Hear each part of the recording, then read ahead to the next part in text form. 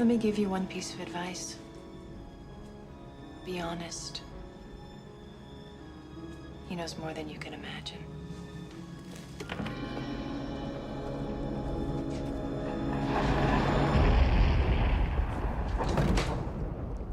At last. Welcome, Neo. As you no doubt have guessed, I am Morpheus. It's an honor to meet you. No. The honor is mine. Please, come, sit.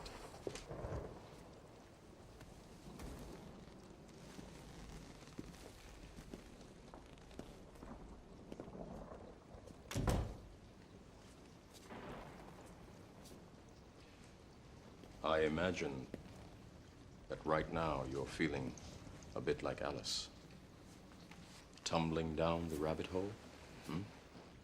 You could say that. I can see it in your eyes. You have the look of a man who accepts what he sees because he is expecting to wake up. Ironically, this is not far from the truth. Do you believe in fate, Neo? No, Why not? because I don't like the idea that I'm not in control of my life. I know exactly what you mean.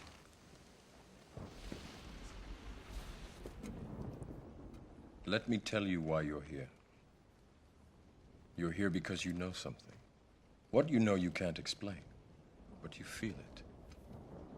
You felt it your entire life, that there's something wrong with the world. You don't know what it is, but it's there, like a splinter in your mind, driving you mad. It is this feeling that has brought you to me. Do you know what I'm talking about? The Matrix. Do you want to know what it is? The Matrix is everywhere. It is all around us. Even now, in this very room. You can see it when you look out your window or when you turn on your television. You can feel it when you go to work, when you go to church, when you pay your taxes.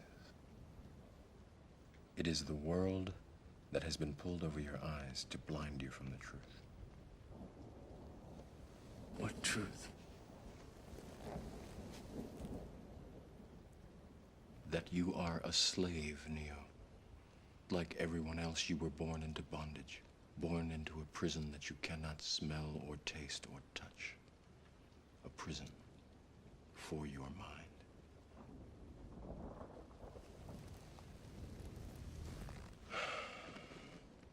Unfortunately, no one can be told what the Matrix is. You have to see it for yourself.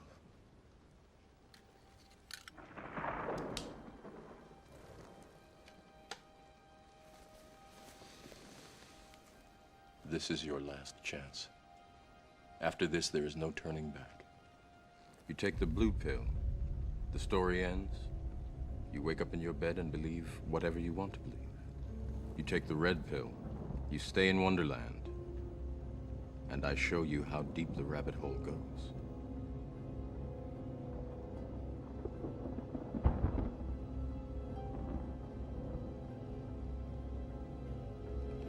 Remember, all I'm offering is the truth, nothing more.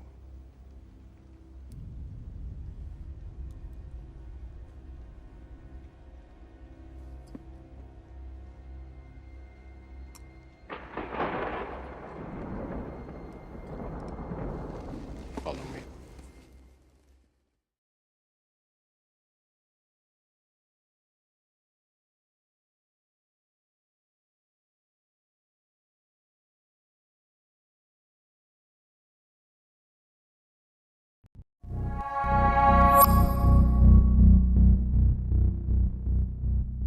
Hey, but this Nate dog, blow some stuff, doctor.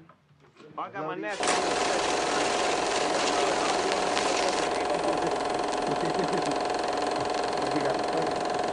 Put it on. One thing about magic, when you make the magic, the ingredients sometimes don't come with instructions. feature. You just gotta know how to put that shit together.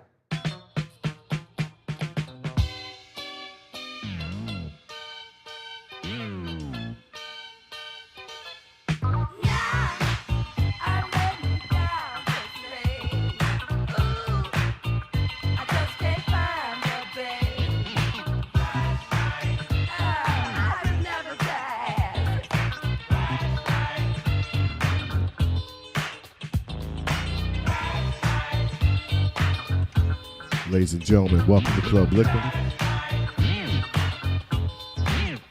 Tonight's feature for the evening is G-Funk. G-Funk. We out here. Shout out to everybody in the chat room. Big up.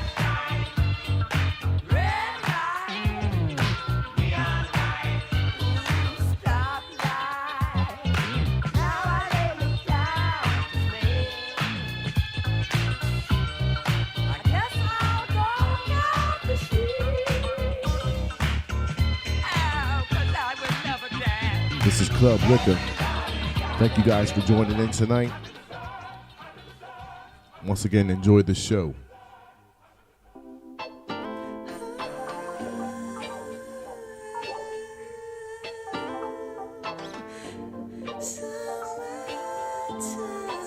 Yeah, this is C-Night from the Dove Shack. Getting those shit out, kicking it at Kings Park with all the homies. Shit, you know what I'm saying?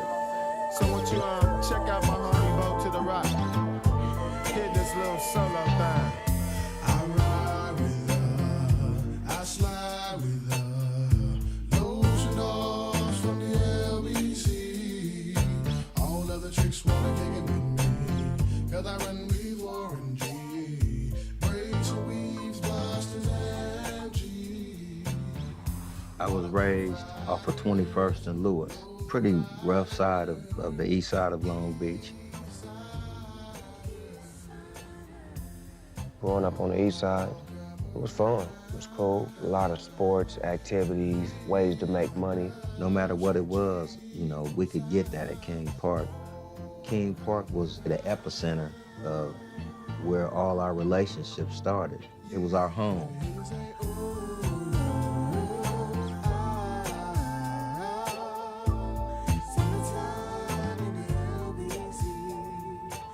I would walk to school in the morning, me and my sister. Snoop and his mom used to walk him across the park to go to school at the same time. So we used to see each other going across the park. When we would see each other at King Park, we would always, you know, click and hang out. It was every time you seen Warren, you seen Snoop. Every time you seen Snoop, you seen Warren. The United Teams was a man named Jeff in a blue van. We called the van the Voltron, and we was the Voltron crew.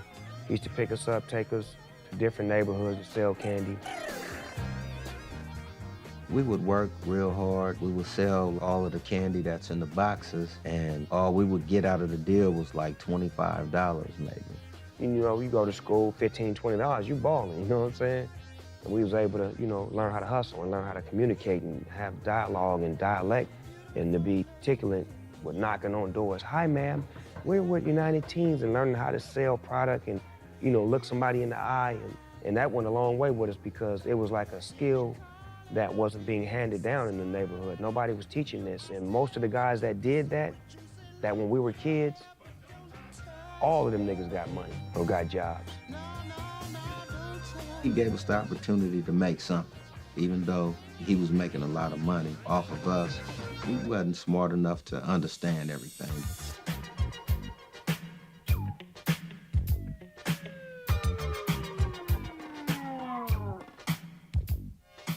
Towards the late 70s, music had begun to change and hip-hop was being created. You could just see breakdancing and pop locking and rapping, you know, become the new sensation in the neighborhood. And when it comes to hip-hop, it was New York and Philly that was really connected. That was the core of it. And the record killed. Mainly the majors, they only sold it as vinyl because they didn't think that hip-hop and rap music could sell albums. And that was the pioneering era. You know, hip-hop When it came out in the 80s, it gave us new hope. You got to remember that before rap, you had to be in a band. You know, you had to really play instruments. If you couldn't sing or you couldn't play no instrument, you couldn't be in the music business, you know, not as an entertainer. Hip hop changed all that. You know, said, yo, if you got this other skill, and, you know, if you can make records like this, you know, you can hit the same stage as Prince and Michael Jackson and, you know, all the stars of the day. And that was the breakaway thing with hip hop. Average kids were able to make a form of music. Being in school helped me a lot as a rapper because battle rap was like, you know, your 15 minutes of fame back then as far as having a record deal. Nobody really had deals back then, so I entered into the battle rap world. When you're an amateur, that's all you got. You're gonna make your mark at nutrition or at lunch on the senior choir. You know, everybody gonna get around and rap and you're gonna see who the best. It's like a gang fight. You know, after school, you ready to rumble, and sometimes you win, sometimes you might lose, sometimes you might have a fight. Snoop was so talented, you know, and I was his hype man / security / MC, just, you know, talking to the crowd. I would call his battles out. You know, I would tell him like, Snoop, da-da-da-da-da, want to battle. Let's go get it. Warren G was like Don King or a promoter, because he would always, you know, say my homeboy could do this and do this. And I'd be like, hold up, Snoop, wait a minute. What's that right there? And I would rap about whatever he was pointing at. Hey, Snoop, what about that right there? Oh, you talking about the water bottle going off on throttle, on dog and bust like that. And he'd be like, hey, Snoop, what about this Chinese food? And he would rap about it and break it down and make it work towards whoever he's battled. It was incredible, the things that he could do. As far as Nate came from Mississippi as a kid, and he rolled right into what was going on. First time I met Nate Dogg was Poly High School, 1986. We had a science class. I was beating on the table. I think the Rakim song that came out, I Ain't No Joke, and I was doing that beat on the table. And I was rapping and freestyling, and Nate was sitting like right on the side of me, and he started like singing and freestyling, and we jailed. Snoop was like, man, you need to get down with me and Warren.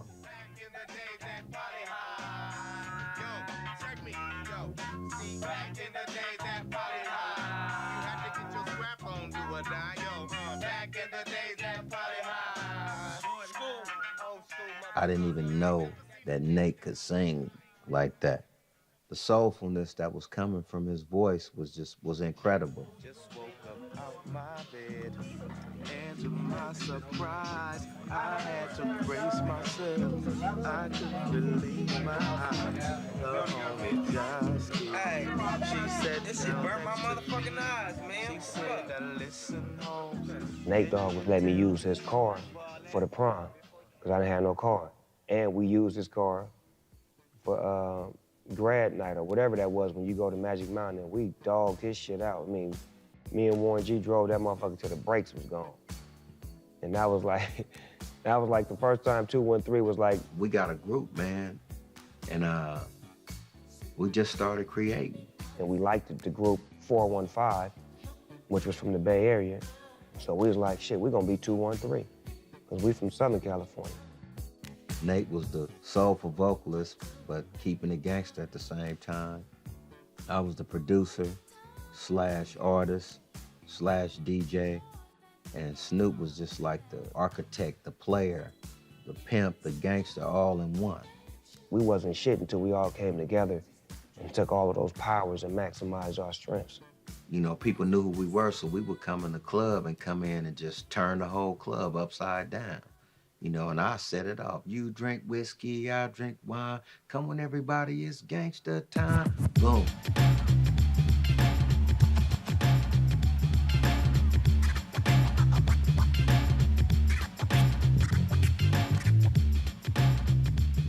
You know, those were like some of the funnest times of my life. It was just Snoop, Nate Dogg, and Warren G. Always was about the group, all of us.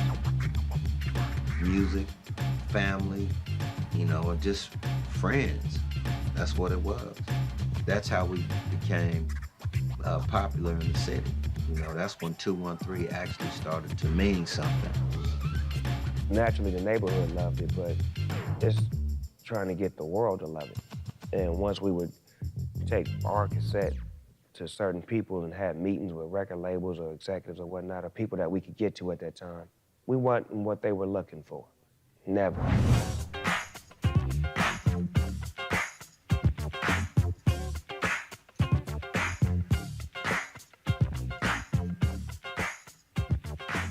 Dre came into my life, I probably was around 7, 8 years old. My father married Andre's mom. I didn't have no brothers. People say they're brothers, people say they're stepbrothers. I say they're brothers. Yeah. They grew up in the same house, so. Dre, at the time, too, was really trying to figure out, you know, his path in the game.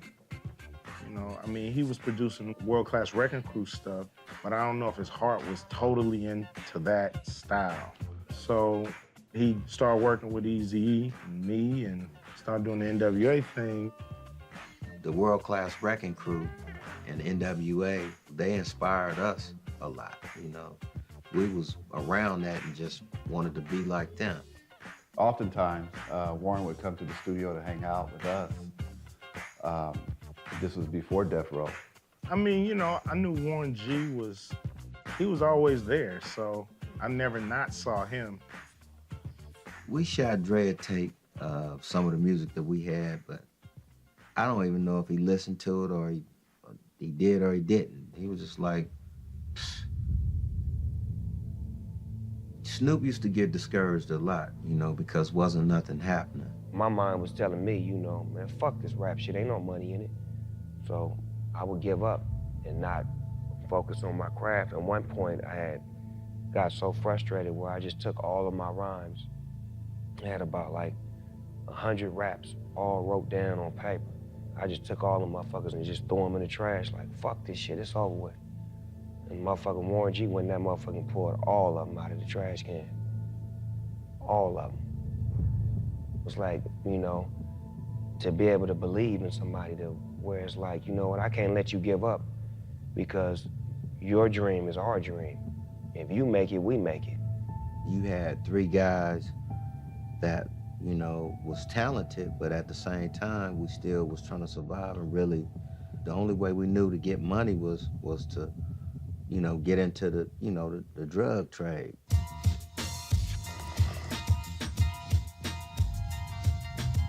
Go find me a rapper who didn't start his career on crack cocaine profits. There was not a lot of people who saw the path of staying away from that shit. Because you taste it, you're hooked. If you try, you're hooked. If you sell it, you're hooked. Frequent use has almost doubled in the last few years. And that's why habitual cocaine users, especially crack users, are the most pressing immediate drug problem. All of a sudden, you have this influx of this new drug that's making all kinds of money and creating addicts. You know, I remember doing music and we were doing clubs and cats is hyper in the club till like 6 in the morning. We thinking it's just the music. Nah, cats is back there like zoned out, not even blinking. Dope game just blew out of proportion in LA and cross country. To win the war against addictive drugs like crack will take more than just a federal strategy. It will take a national strategy. It is a rock house and a smoke house. That is, they buy rock here and smoke it here.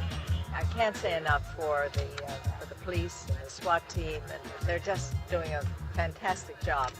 When you have $1 million business and it's street money illegal, you gotta protect it. We went from just guys having 6 shooters and shotguns and shit like that to fucking M16s and all this shit. Man, it's like you got a fucking gun that's gonna shoot bop, bop, bop, bop, bop, bop, and not stop for a long fucking time. This influx of drugs, guns, addiction, Reagan and Bush disenfranchisement. When Reaganomics kicked in and took away all the after-school programs. So what else is there for you to do but hang out in the streets? You got your friend coming over to you talking about, I got $500 for doing this, and you like, for real? Dang. How can I get me some? It all started to turn into a cocktail. You know, more murders went up. It separated territorial groupings and made them hardcore gun gangs and drug gangs. 93308, 1303 is behind the unit. 1343 stopping the vehicle, Central and 40th Place.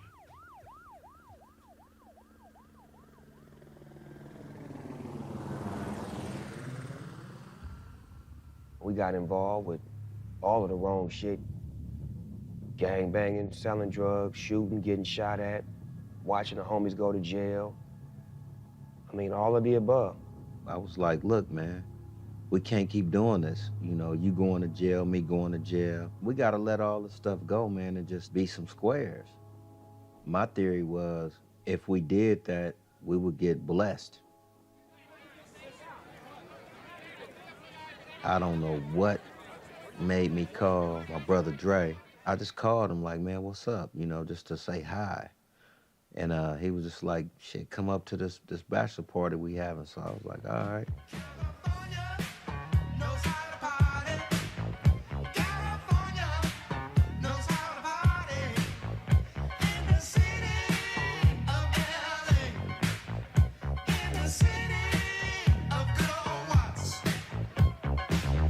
I was getting married. Dr. Dre was my best man.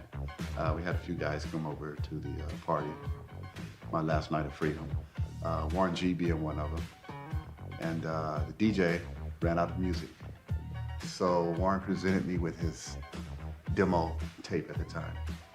And we popped it in, played it, Heads with the Bobbin. Of course, Dre wanted to know who was that. And I told him that's 213. And I was like, Snoop. I seen Dre and I played some of our music and he liked it, man. Snoop was like, fuck that shit. Boom, hang the phone up. Warren G was always pushing to get Dre to hear me. Whenever Dre would come by for a family function or a holiday, Warren G was like, Snoopy rap?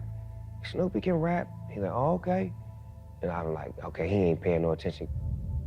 Snoop was exactly what Dre needed at that time. Easy had gone this way, Cube had gone that way.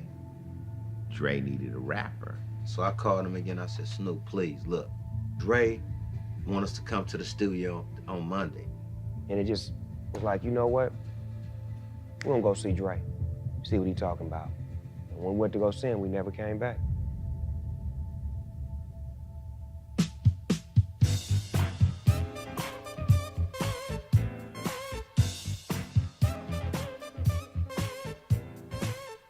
One thing about music, it always has a forefather and it has the generation that takes it to the next level. G-Funk, to me, is the extension of P-Funk. P-Funk was created by George Clinton with the Parliament.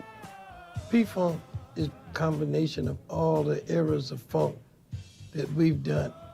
Parliament started in the 50s as a doo-wop group, came through Motown. Then we started doing the psychedelic, Jimi Hendrix thing with Funkadelic. And then we got the horns, all that mixed together. We called it P-Funk. On the West Coast, it was religion. We were raised on Parliament Funkadelic. Funk was all I had to grow up on. Parliament came on, Aqua Boogie, baby. That was like the most gang-banging shit ever. Boy, was it neat, yeah. Not just neat, she was totally neat when she did the freak with me. Well, my musical background was basically given to me hands-on by my mama first. My mama loved great music. She had a bar where she had 8-track cassette players. Always had parties in the living room. And my mama partied Monday through Monday. And that's how it was back then, you know. Her friends would come over. They would be partying, drinking, music in the living room. And all the kids would be in the back room. And then me, I would come out. And I'd come out there and dance, bump with a big fat girl, and, you know, do my thing or whatnot. The entertainer side of me was being groomed without me even knowing it. My family members and my mom would be the ones who would encourage me to be like the life of the party at the age I was at. Party, dance, and occasionally sip some Slit Small Liquor Bull. You hear me? My mama was like, Snoopy, how you feel? I said, how the hell you think I feel? And she like, you ain't never having another drink again a day in your life. You ain't gonna talk to me like that. That's how I got my first dose of real good music. You know, the R&B, the Betty Wrights, the Isley Brothers, the Gap Bands, the Curtis Mayfield, Marvin Gaye's, all of the above came from Mama. I'm a very soulful person. I like to do music to make people feel good. And that came from, you know, being around my father.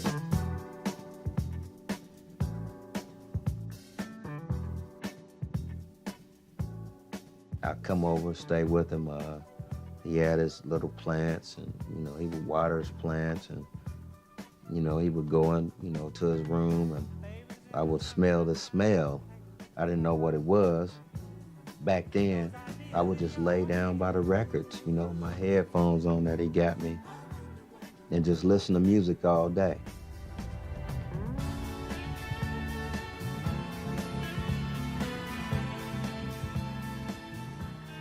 Everything's supposed to have a time period, and supposed to get out of there. People didn't have enough of funk when our time was over. There was always the area of funk that was laying around, that was always in the crates of that uncle who might have just collected 45s. So when we go make our own music, we just kind of do an interpretation of what we grew up on. We just kind of, you have these influences. The G-Funk was really like bringing Parliament and bringing that sound to hip-hop.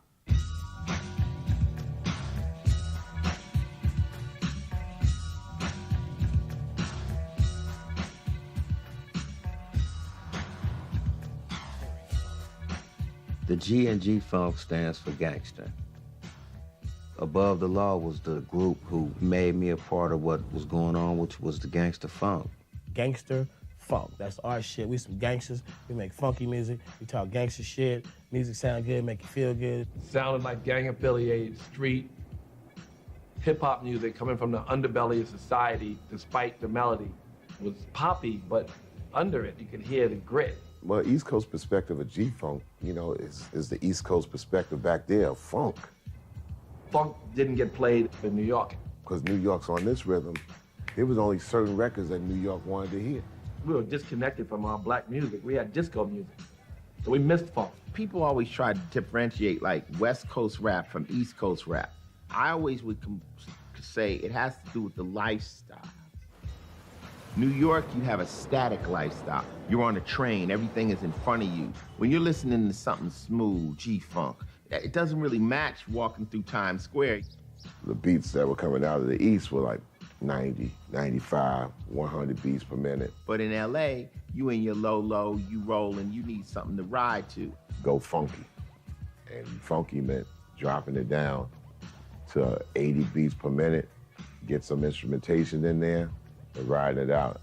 It was sine waves, it was, you know, oscillators and bass guitars and guitars at the same time with keys, you know, all mixed up in melody. And nobody was doing that, and that's what was changing the game.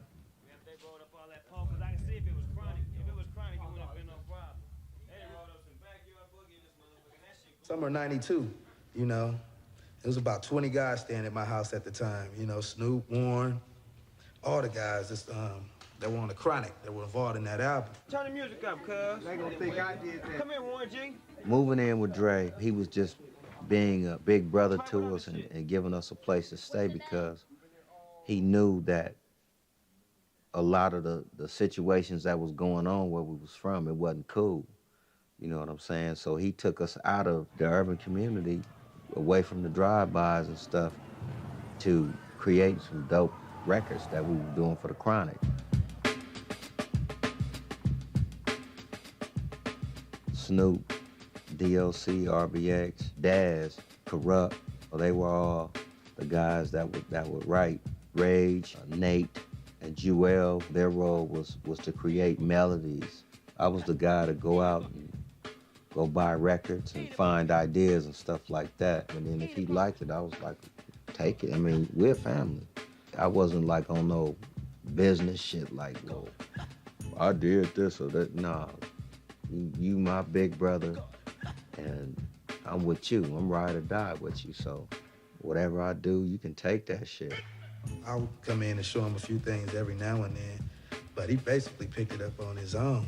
He actually taught me how, you know, to start sampling, you know, so I started getting the records. I started sampling different sounds and making my own shit.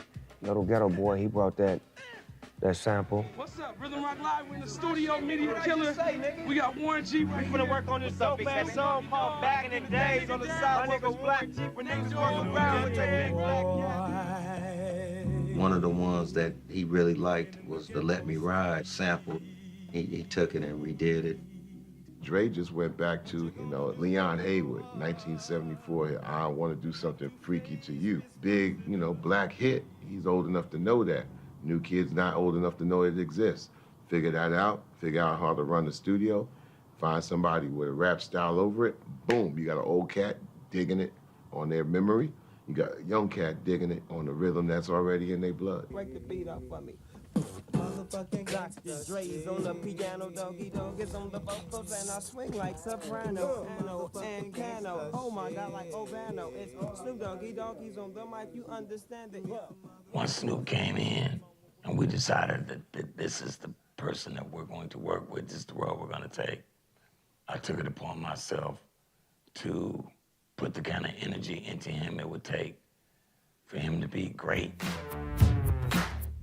Yeah, this is a story of things dogs, rhythmic dogs, harmonic dogs, house dogs, street dogs. DOC, that's when he became my sensei and my writing guru. You know, Dr. Dre and DOC had a bomb with Snoop, and it's called Artist Development. Dr. Dre had the beats, DOC with the lyrics. We would go to his house to write songs and get the music and create the ideas. We took the beat home from Dre's place. We walk up the street to the store, get us some Miller Genuine drafts, and we sit down, we listen to things, and I say, okay, now you take the beat, you go upstairs, I'm gonna stay down here, we're gonna write. He go upstairs, it takes about an hour, we meet up. He goes down what he wrote. That part is really cool, dog. The way you started it off is kind of iffy. So let's erase these 4. Let's move these 8 up. Let's make 4 new ones. Now we got 16. Now you understand what it takes to make a verse complete. From beginning to end, no flaws. Everybody can ride, there are no mistakes.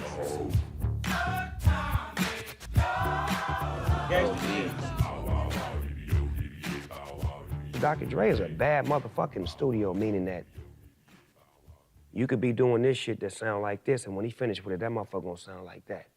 Even with me, when I came to Dr. Dre, I was good, but he made me great. Like, that's what he has, the ability to make you great, to shine you up, to polish you up. Like I said earlier, I deserve a Lifetime Achievement Award.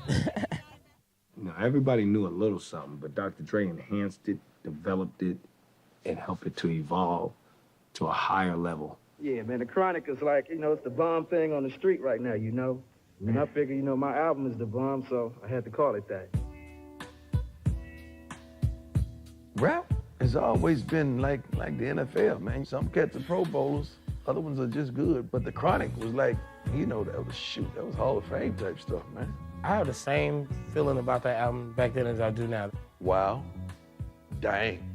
Of that era, that was the best album. It had everything you could want in a record. Political, socialism, fun, enjoyment. And it was revolutionary because it was transcending, and it was gonna change the world to have different people who never would listen to hip-hop, listening to hip-hop. But when you're somebody like Dre and you have access to all that good talent, it was just a masterpiece. When Chronic was released, that was your introduction. Because we already knew Dre from Wrecking Crew, we knew Dre from NWA, but now you got Dr. Dre as a producer again, but he's introducing you to cats that you've never heard of. Now you can look and you say, oh, Snoop Dogg, Lady of Rage, Daz, Corrupt. Those are names that you've been knowing for years.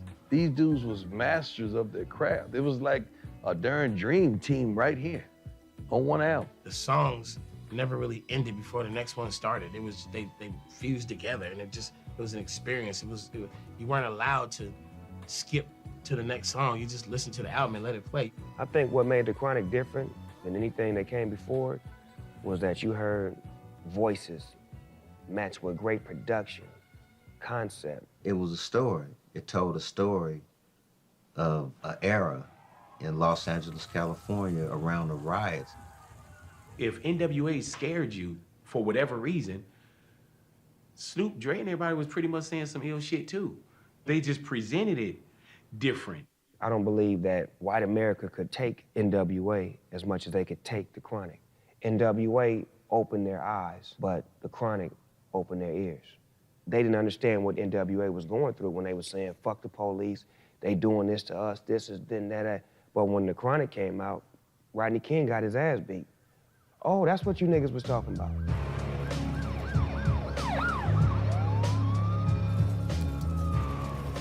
It's funny. It seemed like a time black folks as a culture were progressing. The Cosby era.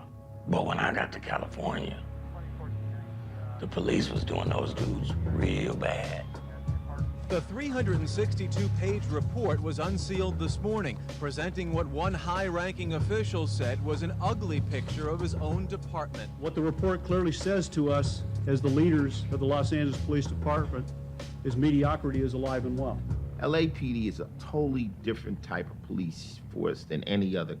And when they come out of those cars, they're on a mission. They're never coming out that car to talk to you, to be nice. I got a bunch of stories. They always used to whoop on us. You could be in your white shorts, and a motherfucker be like, lay on the ground. Then they pat you down, let you go. Your clean white pants are now brown and black. Guy rolls off like it never happened. I got arrested for some warrants. Going on the way to the station, I got a beat down. I mean, straight up, beat. Boom. If they're acquitted, there'll be an outcry. A lasting fear and mistrust of the law in LA. I don't think Rodney King beating was a big deal to anybody who was from anywhere in the streets.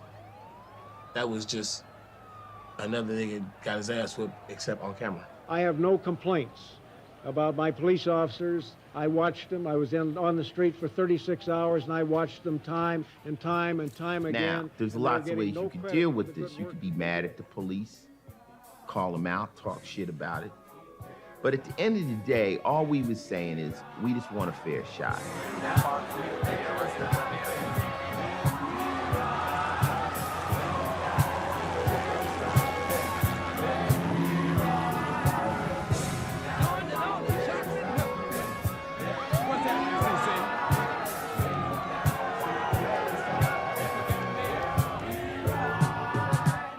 What we saw last night and the night before in Los Angeles is not about civil rights.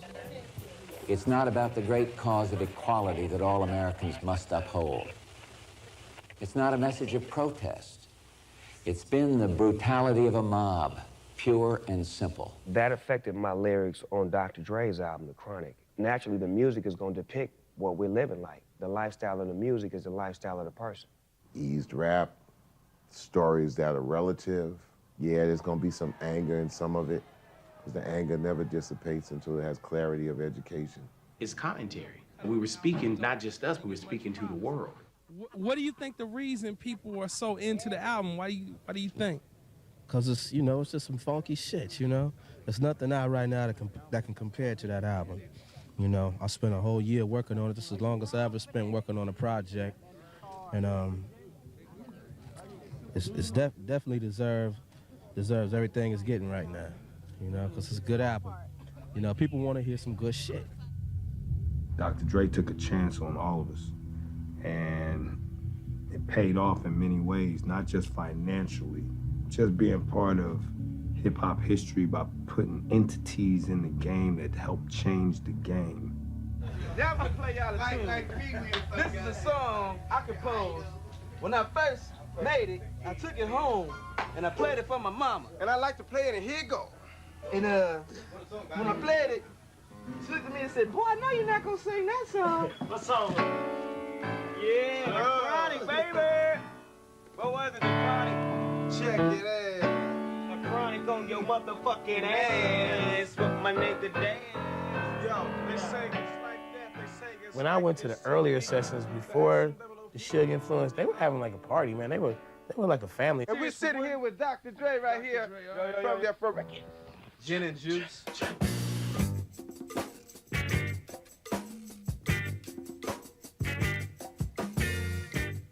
Nobody was thinking about money, which is why the music came out great.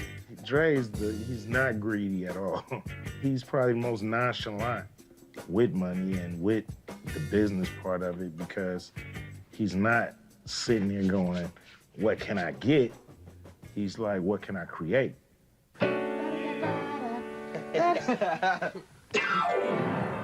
Suge took over. It was a different vibe there. It was a little more tense. And Suge was the CEO.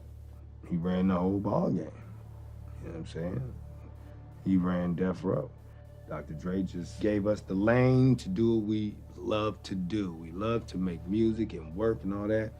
And Suge made sure we had that lane and made sure that lane was clean. Suge didn't do shit musically. Suge wouldn't know a hit record if you took a Parliament Funkadelic album and slapped him in the face with it. But he helped facilitate the deals that put us in a place to be able to do shit. And then once we started doing shit, then he started going and making backdoor deals by himself. We started to bring in people that he termed as security.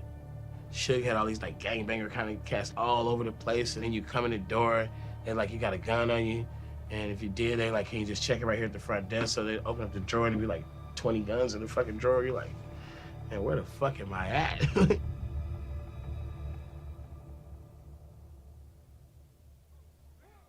At that time, we was right in the middle of doing a lot of good music, and we was just creating some dope records. Things was moving in the right direction, so there was a tour for the Chronic. I was charged up because I'm like, shit, I'm getting ready to go on tour. And packed up clothes, everything, and got up to the airport and everybody had a ticket but me. My best friend, my brother, everybody out having fun, and I'm sitting up here just tore up. Warren G was a part of the Chronic album too. Don't get it fucked up. He brought a lot of music and, you know, ideas and, you know, shit to the table, skits and this and that. It made me feel like, you know, motherfuckers don't even give a fuck, you know what I'm saying? It's like, damn, I thought I was really tight, you know, in the family. And it was fucked up, man. It was real fucked up, because it was like, you could just see the frustration in his face. And it was like, it was hard for him to deal with it. It was real hard to deal with it. It was just a very, very devastating situation, just me not being able to go and be a part of the people who I was down with, you know, with 110%. Warren G was never signed to Death Row Records, and they did it so scandalous to where they didn't present him a contract. Nate didn't sign either, but he was so tight, Dr. Dre couldn't do a record without Nate. Suge was fucking with Warren. He was treating Warren funny. And it was real fucked up because I'm not saying that Dre knew, but I felt like he could have made it happen. And then one day they called me up to another floor, and the contract was there. And I'm asking, where's Warren G and, you know, the rest of Nate Dogg? Oh, they gonna come do theirs later. I went to Dre and I talked to him, you know, and he was just like, you know, you gotta be your own man. I don't want you to go through no bullshit, so just go out and create your own shit, you know, on your own. But me, being such a fan of him, it hurt. I think Warren G is one of the unsung heroes when it comes to that whole crew. Without Snoop, there is no Chronic. Without Warren, there is no Snoop. That early explosion had a lot to do with Warren G. He was there, and Dre's not the kind of guy who gives everybody detailed credits. We just was kicking it around. I put some samples together. Snoop and Doc came over and put some lyrics to it, and put it together like that, and it was the bomb. Nobody gets to make a record that Dre doesn't control. He's not gonna barter his brand. And so if Suge and Dre doesn't see you as valuable behind a microphone, then your work is dead in the water, period. That was supposed to be the thing that made us all win. When it cracked, it's just the thing that made Suge and Dre win. Warren G, he didn't get anything. Death Row pushed him out when it started to explode.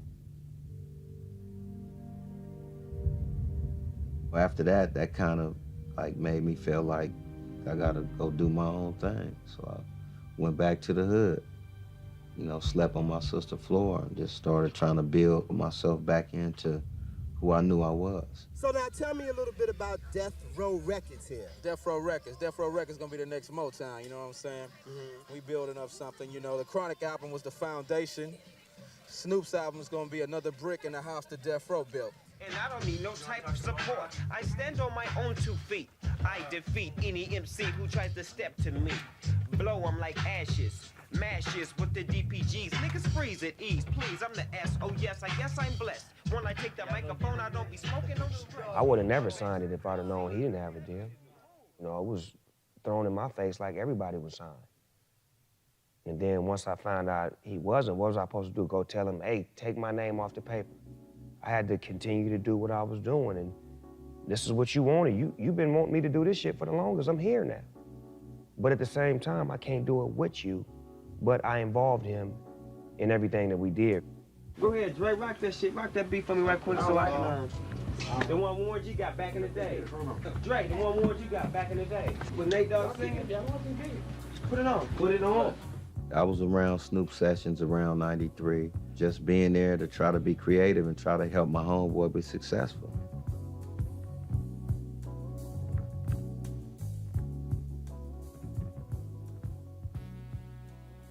Just seeing and watching how far he went from being here to growing up into a full-fledged artist.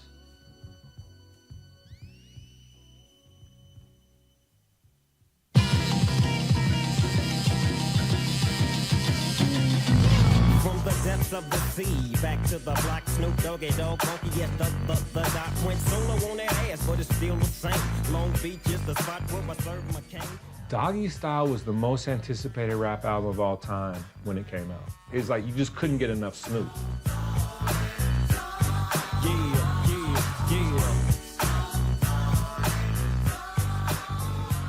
Everybody had heard Snoop on the Chronic and was waiting on his own record. The stage was set. That was a record that introduced the world, not just the Dog, because we got the Chronic, but I'm talking about introduced the world to what Long Beach was, what this look was, what Cuz meant.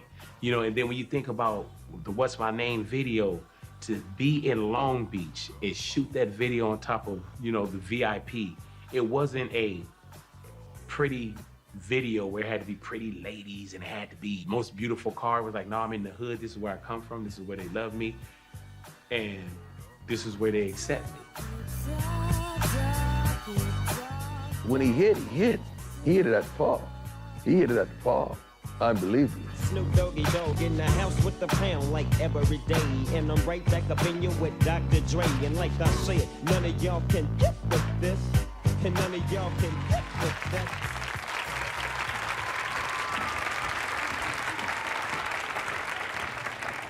Hey, Snoop, how you doing?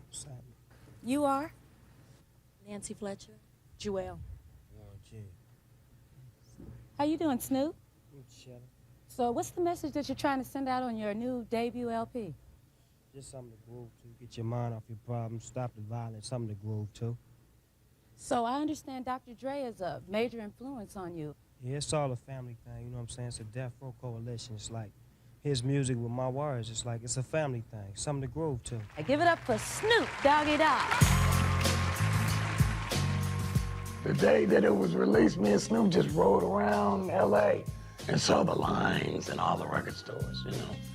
And I remember that because he was so blown away by it. He had to have known on some level, but I think Snoop is just a really humble guy.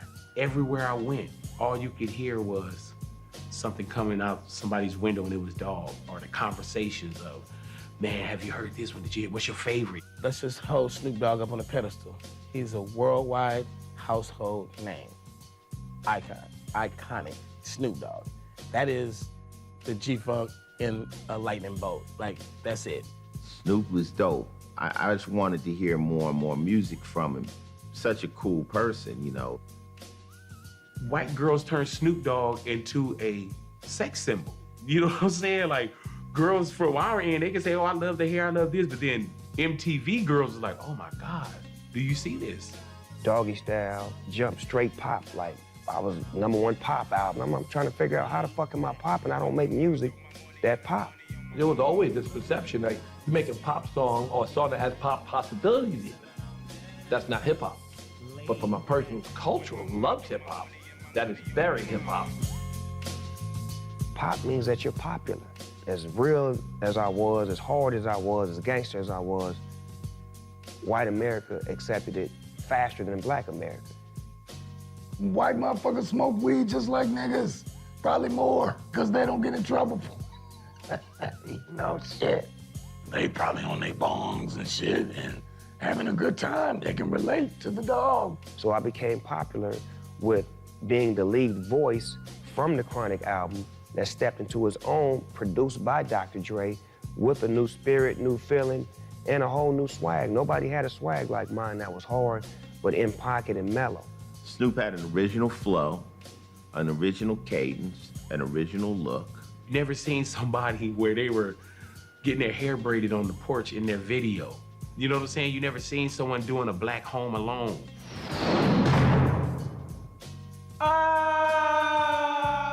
Snoop's vocals was funk. Those vocals was some vocals that people ain't never heard like that. You know, Ice Cube was coming East Coast, I'm coming at you style. Snoop was, I'm in the pocket funk, way in the back. I'm a straight up, no ice liquor. And Snoop is one of them Long Island iced teas, you know, it's smooth. It goes down nice, it flows, but it has the same effect. He was laid back, he didn't really care about you, but he shoots you. That's why when I came, I was the one and only.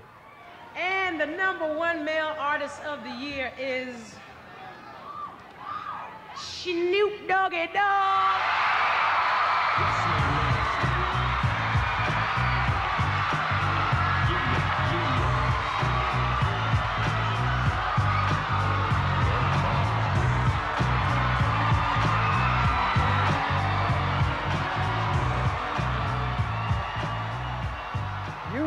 Are responsible for the producing of this album. Now, what goes into being the producer of a hit album like this?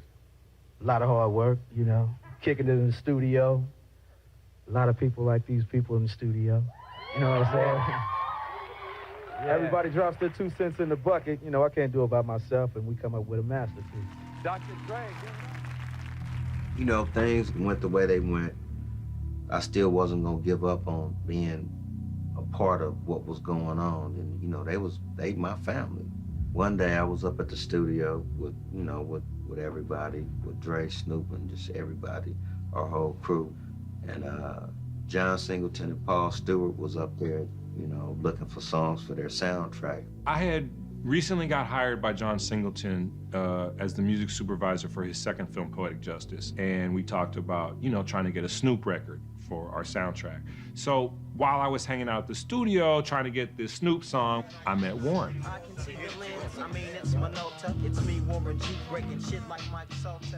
And Warren came up to me, and I never forget, he said, "Man, can I play, you know, this cassette for you?" And I was like, okay. And we went out to my Ford Explorer truck. I popped in the cassette, and I played it, and it was a song called Endo Smoke. It was me and Mr. Grimm. Smoking on the bud, feeling kinda high. Sipping on the gin, feeling kinda fine. A Warren G production sits in the tape deck as Mr. Grimm raps. Yes, we're signing this. This is done. I already knew I loved it. I didn't even have to hear anymore. I was sold. And I was like, what? So you gotta be kidding me. I mean, the 213 stuff was demos. They never came out or anything. So this was the first records that ever came out by him. Ooh, hey, now you know. Inhale, exhale with my flow. Break away, come again like this. The LB to the C, 2 times don't miss. Cause if you do, you break, you get broke. Me and Mr. G, and the Endo Smoke. Endo Smoke opened up the floodgates for a lot of the record companies to start reaching out to me. Because Endo Smoke was on the radio, it was being promoted. People was just like, who is this guy? Who is the other guy? You know, they wanted to know who we were. It's about, is there a melody, is it soft, is it accessible? Endo Smoke was made to be on the radio, to go through the roof, that was street, even though it had melody.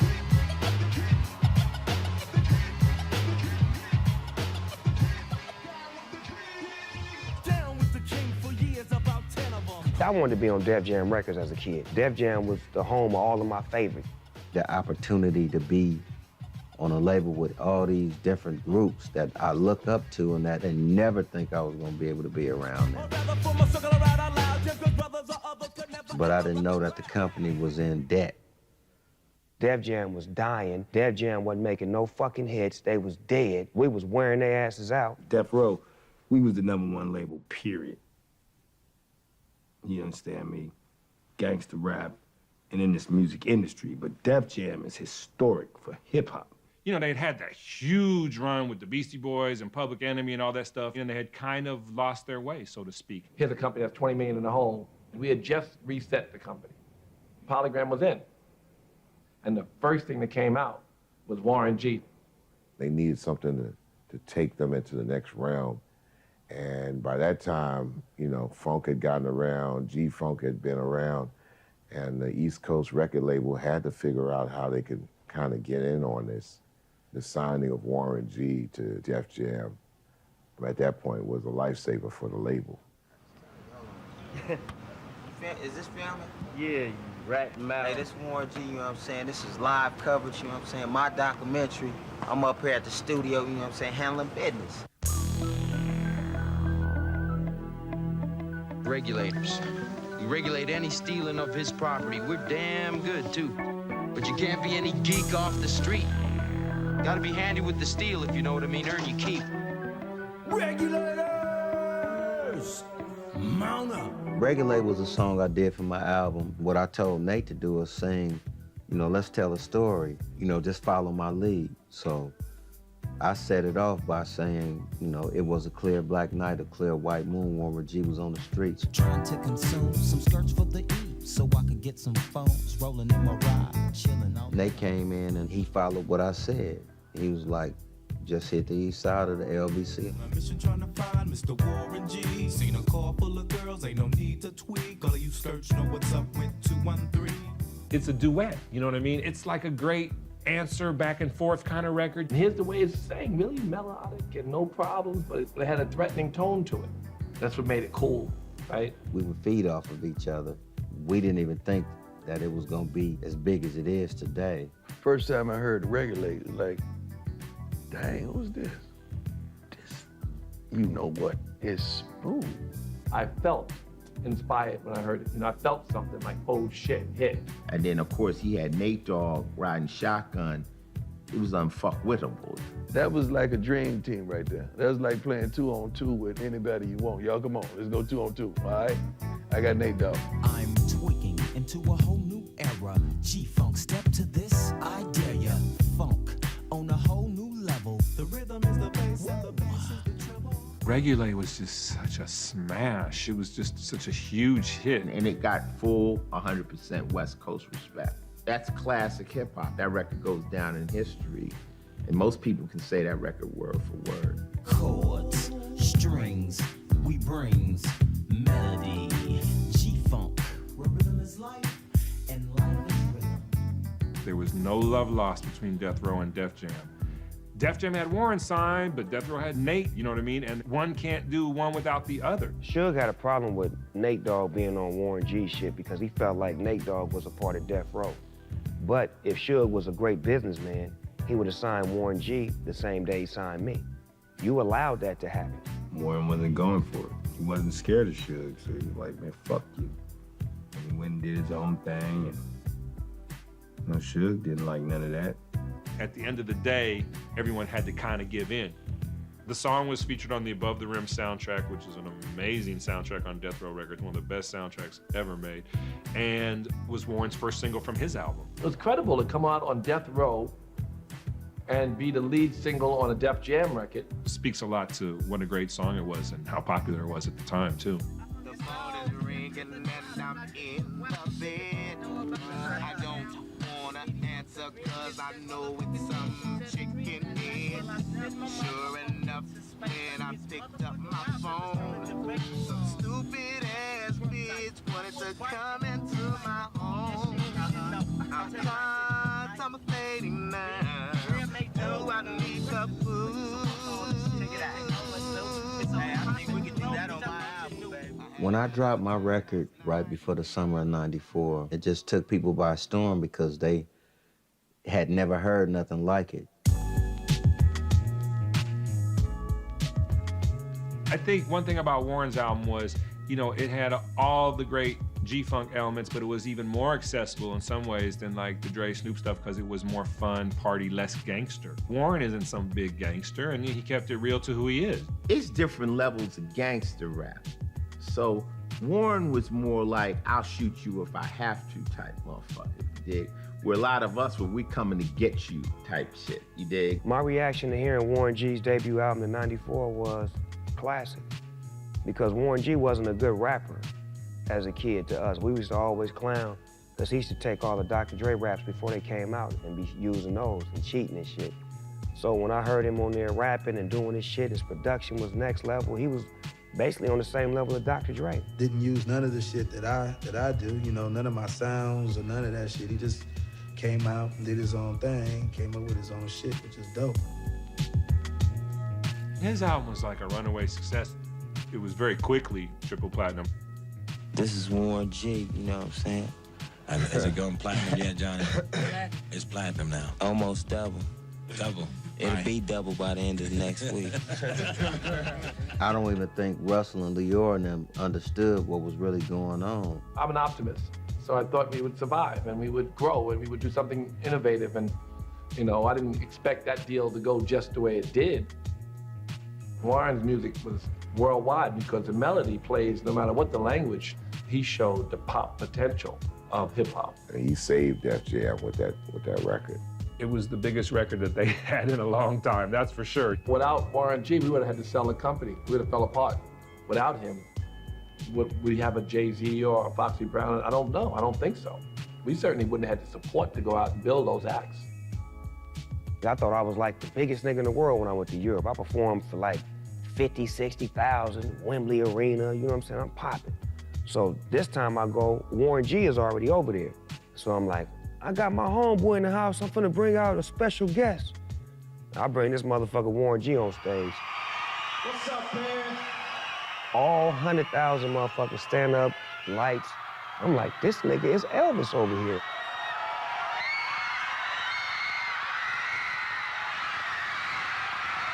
What's up? All right. That's right. I gotta give it up to Bill.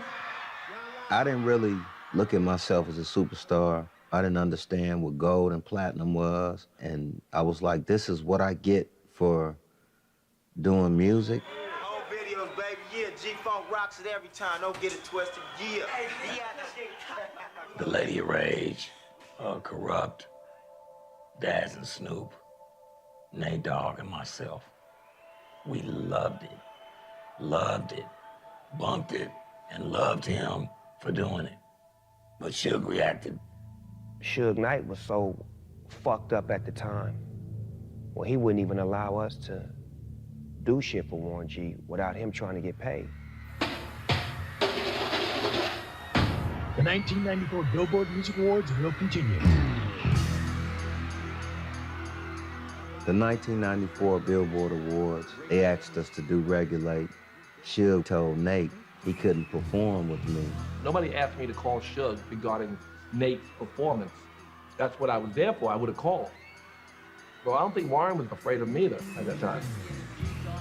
I had my people there. He wasn't trying to be the aggressors, you know, but at the same time, wasn't nothing gonna happen to Nate, because that's my homeboy.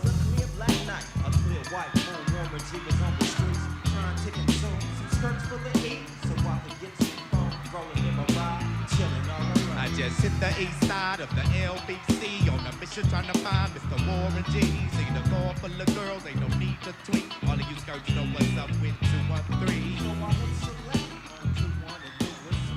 I think Suge know that he fucked up when he let Warren G go.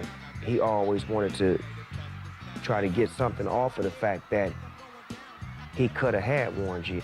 It wasn't a good reflection that this artist, who was part of his camp and viewed as his camp by almost everybody, left and kind of went to this East Coast label that he didn't like, Def Jam, and had all this success. You know, and we all know how Suge deals with business and negotiates. Throw your hands in the air and wave them like you just don't care. And if you're down with a dog and Warren G, somebody say, oh yeah! Oh yeah! Hello, Warren. Hello, Patrick. Just wanted to say you guys know how to throw a party. And I just want to say that I'm having a really good time and that I'd like to play a tune for you.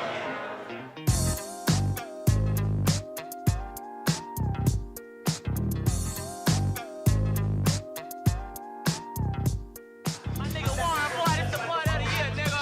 My five been fucking him. When I get married, I'm gonna invite you to the wedding.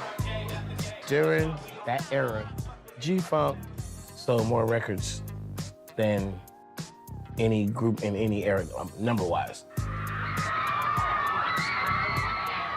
No matter where we went all over the world, people embraced G-Funk and what we did. G-Funk was more than just a sound. See, G-Funk opened rap up to a bigger audience because it would never go out of style or come in style because it was a melody. People were so intrigued for whatever reason. It could have been you really enjoyed the music, you really enjoyed the lifestyle, or you also felt this little thing where you felt like, man, this is dangerous. White folks is gonna always be fascinated with niggas. It's the nature of the beast. Just I love the beat, lyrics. I've always listened to it. You know, white people getting into it. The reason they fell in love with it is because it's just dope, you know? And they wish they could do the shit. You'll see boxers walk out to it. You will see football players. You see cats from baseball, that's their walkout song. You know, most people in their lockers, you know, trying to hype themselves up to play in Atlanta with the Falcons. It was number noise. The head coach, Jerry Glanville, he brought in these huge speakers where it was a concert in the locker room, man. I wouldn't say it crossed over because when something's so good and something's at another level, it ain't a crossover. It is what it is. Like Jordan's so good, Jordan ain't black or white. Jordan's Jordan, man.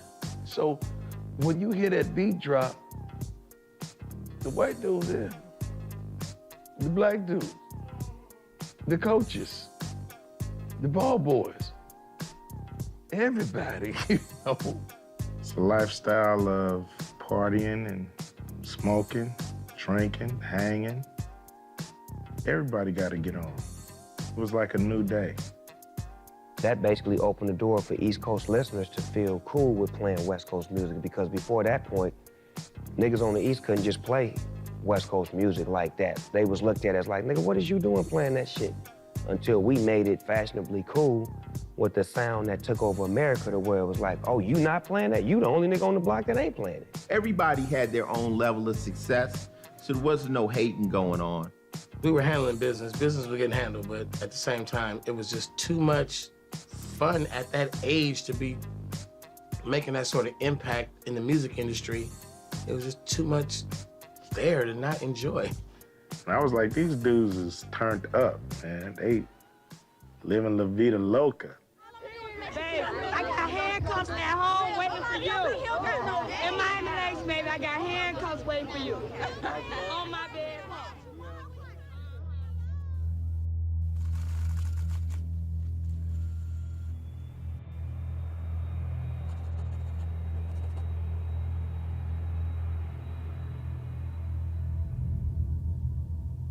Death Row had really come out and really made a mark in the music business. Taking rap shine from New York had never been done. Death Row, you know, they was the best at that G-Funk style. And only people that could even hint or sniff in their direction was Bad Boy at the time.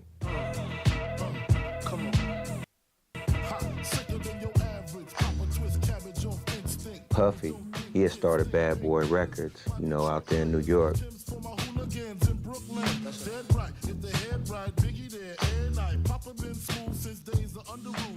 He had signed Biggie around this time, and he was starting to blow up with a lot of hits that used the same samples from the same era that influenced us. You know, but Suge, he wasn't down with that. Yeah. Seen a car full of girls, ain't no need to tweak. All of you search know what's up with 213. First of all, I'd like to thank God. Second of all, I'd like to thank my whole entire Death Row family on both sides, you know what I'm saying? I'd like to tell Tupac to keep his guards up. We ride with him.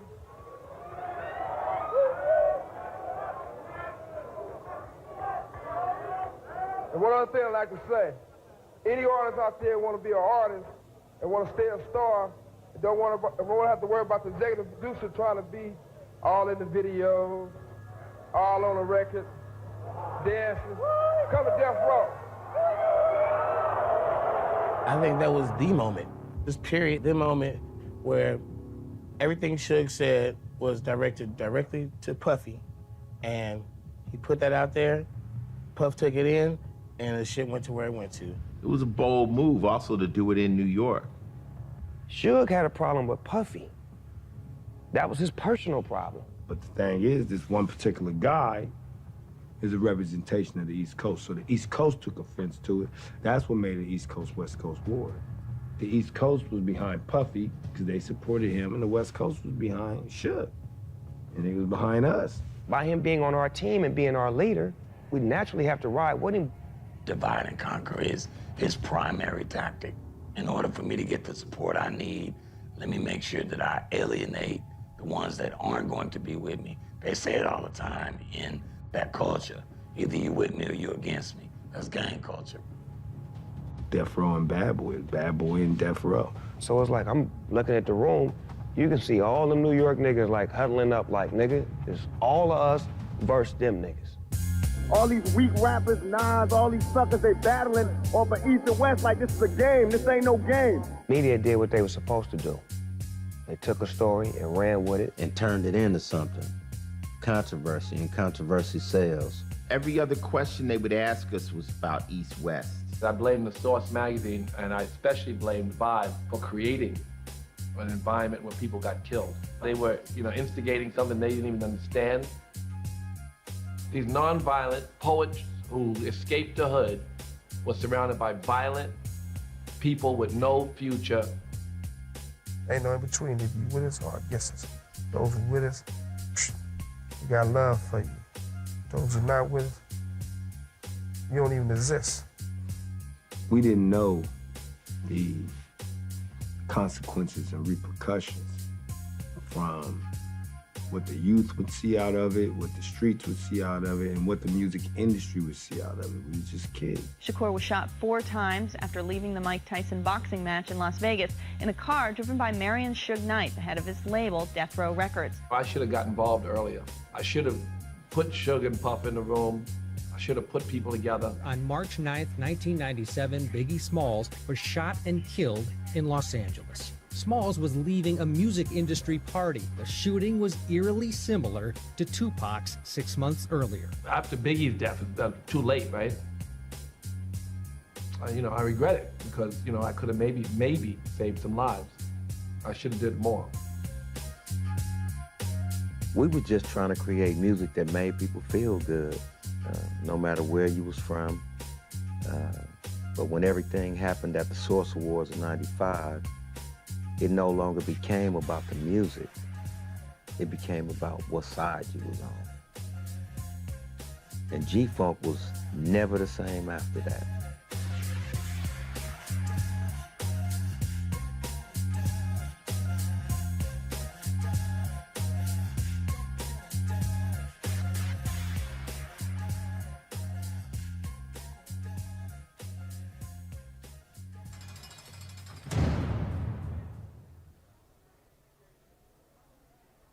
There's a lot of people in hip hop that made records that drifted into oblivion.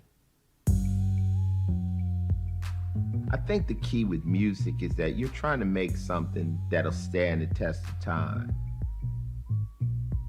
When you're doing original music and you bringing in melodies and you bringing in the fusion of rap and R&B, I think that's the legacy of G-Funk. I do believe that G-Funk era was when hip hop figured it out. It was like these guys were like, let's fucking smoke and drink and make the best fucking music in the world. You could have locked those people up in a studio for years and they would have just kept giving us timeless music. One thing I could truly say about all these cats, man, they've been consistent. Warren G has always been the same cool, calm, collective, intelligent dude who thought before he acted. Snoop, same way. What Dog and Nate and Warren G are to each other are the type of friends that you want. They are the reality and vision of what you would call childhood friends that grew up together and been friends until the end. Good dudes, even in the midst of all of that shit that they had to live in, their heart is good, you know. The rest of us, we changed our thing. We thought more of ourselves, and it came back to bite us. Warren G is excellent. Warren G's in an era. You know what I'm saying? Not everybody's in an era. Some of y'all are just down. You know, being down is cool. We need you. But in era, everybody don't get that. And I know Snoop hears the same thing every day. Warren hears the same thing every day. Daz and Corrupt hear the same shit every day. Y'all raised me. We raised millions of kids. We raised them, man. The same person wouldn't even say that to his own daddy.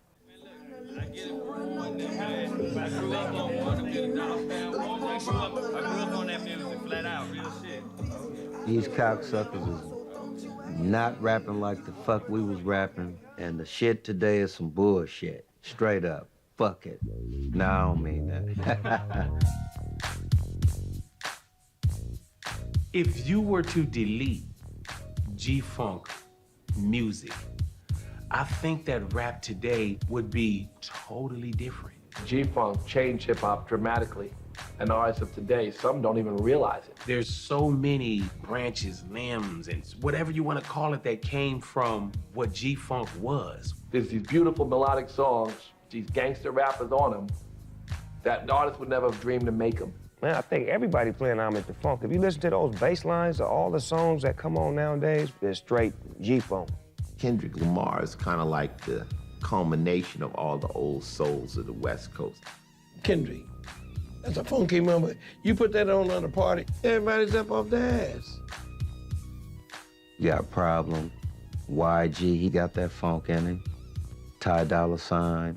Wiz Khalifa. Shit, Wiz Khalifa's from the West Coast now. He ain't from Pittsburgh no more. He out here, he got the funk. For Warren to say that I'm G-Funk, it's cool as hell. I would definitely consider Dre and Warren and Snoop to be big influences of mine, and not even just on my music, but just on my lifestyle. There's an absolutely 100% influence of G-Funk in my music. The fact that, you know, I sing on all of my hooks like Nate Dogg. My producers that I work with, Sledgerin, Eden, and everybody, they're all heavily Dre influenced, and just that era of music, I definitely keep the G-Funk alive. The young rappers nowadays are saying, "Yeah, my mama used to play your music all the time when I was a baby." They didn't grow up off Motown and R&B, they grew up off of us. So that's how the foundation is spent around that we are the Marvin Gayes and Smokey Robinsons. You have to pay respects to the G-Funk.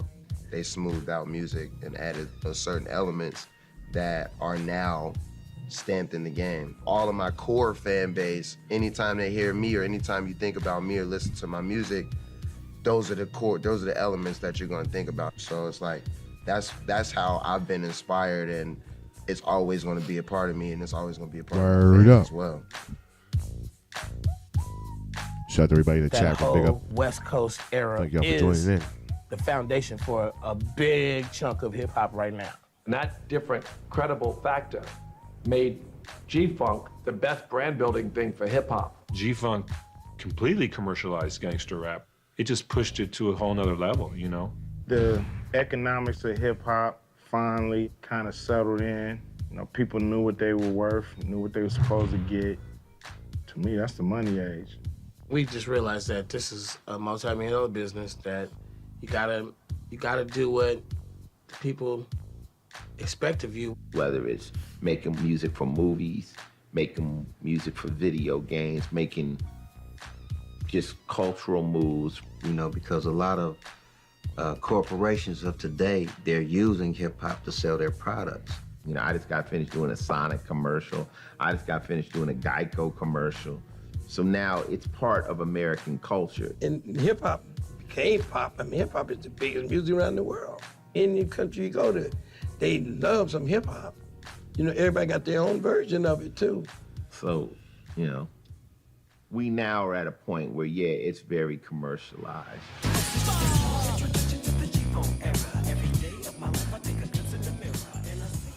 I think G-Funk set the foundation as far as clarity, quality, looking good, feeling good, and having a visual piece to support your musical piece, and to stand by what you say.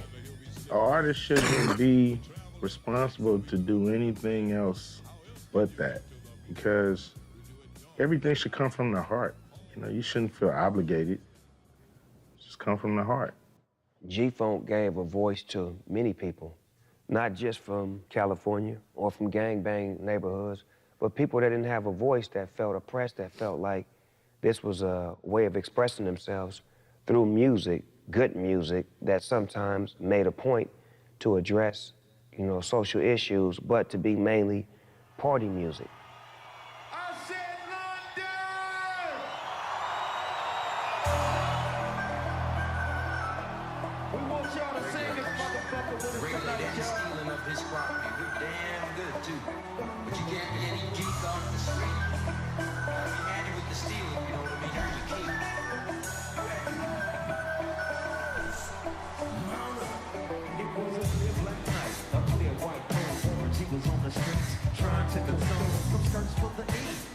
Get some phones rolling in my ride, chilling all alone. Just hit the east side of the LBC on a mission trying to find Mr. Warren G. Sing a poem for the girls, they don't need to tweet.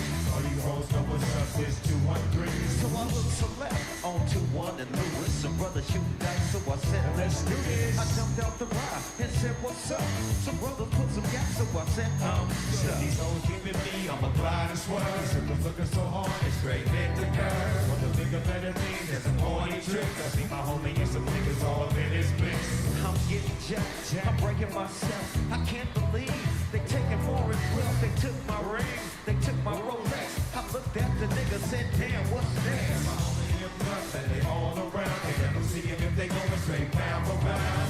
Come up real quick before they start to clown. I best pull out my crap and lay the busters down. They got guns to my head, I think I'm going down. I can't believe it's happening in my own town. I had wings, I would fly. Let me contemplate, I glance to the cut and I say my homie name. 16 in the clip and one in the hole. They know he's about to make somebody turn on. Now they dropping and yelling, this a tad bit late.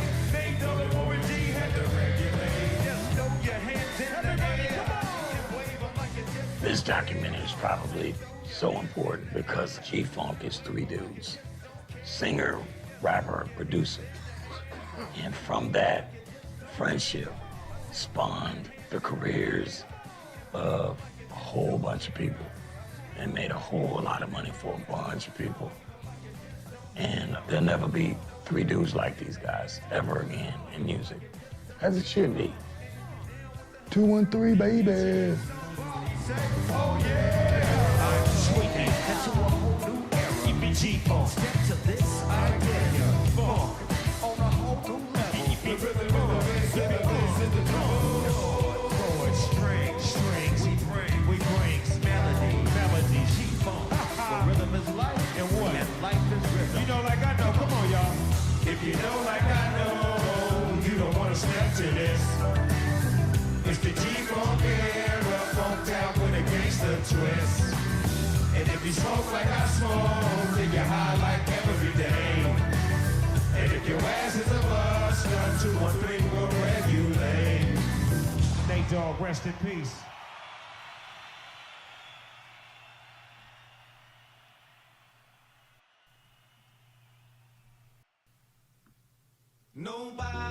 Yes, yes.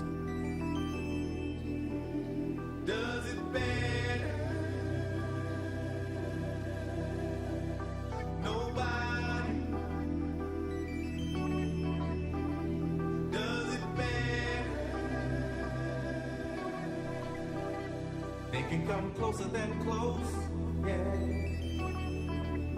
Original they never will be. We bumping from coast to coast, yeah. How y'all doing out there? Hope y'all enjoyed the show. Nobody does it better. I'm sitting here tripping, my mind is blocked. Nate Dogg just bit it, so it's time to concoct. No one can do it better. Hey y'all. Two-man crew, they say we one here to quit us. Now what y'all? Good to see everyone. Was hold on one second. Yeah, the documentary of the night, that was G-Funk. We did that for the Coast. You know what I'm saying? Shout out once again. This is Club Liquor Wednesdays, movie night Wednesdays. I am going to go. I gonna leave a little earlier tonight, right after the movie. Catch up on some some other things. I got a couple things I'm doing. So big up to everyone. Thank y'all for tuning in. I've seen everybody.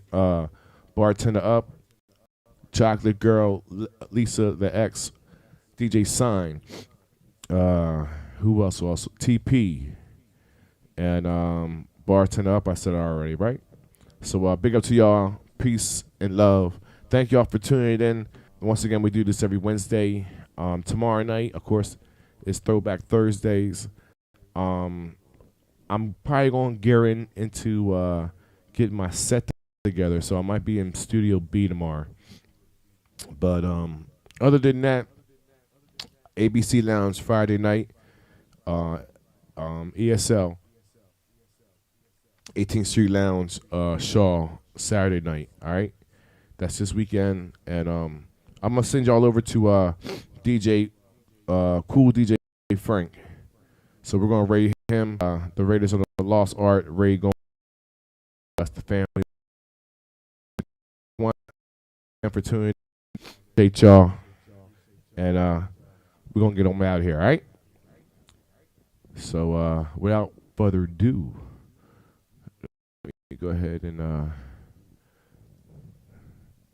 send y'all over to cool DJ Frank. Good night and be blessed. All right, peace.